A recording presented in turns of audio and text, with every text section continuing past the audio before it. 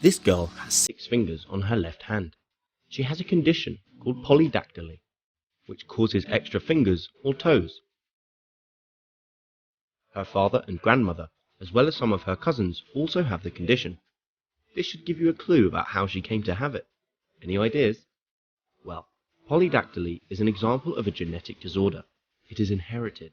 You inherit genes from your parents, and you have 2 copies of each gene, one from your mother and one from your father. Genes come in different forms, called alleles. Alleles may be recessive or dominant.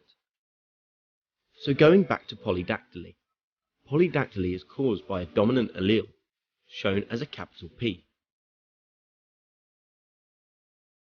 You only have to have 1 copy of this allele to have the condition. So in an example, the father has a copy of this allele, but the mother does not. We can show this using a genetic diagram. Offspring with 1 dominant allele, big P, and 1 recessive allele, little p, will also have the condition, whereas these offspring won't have the condition. Can you see what their genotype must be? Little p, little p. So 2 copies of the recessive allele. Another example of an inherited disorder is cystic fibrosis. If you want to discover more about cystic fibrosis and how it affects the body, then watch this video.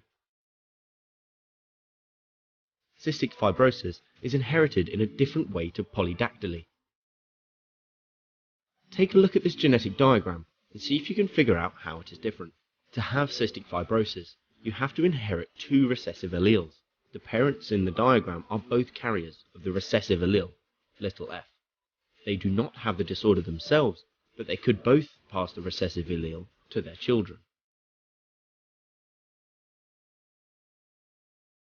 Quite often, people do not know that they're carriers of cystic fibrosis until they have a child with the disorder. This can be very upsetting, and it is a serious condition. Parents are able to make sure they do not have another child with the disorder using embryo screening. Let's finish off with a little discussion about what embryo screening is. Embryo screening can be used to ensure embryos do not suffer from inherited genetic disorders. To do this, the parents would use in vitro fertilization, which is also known as IVF. IVF is where eggs and sperms are mixed in a dish in a lab outside of the body.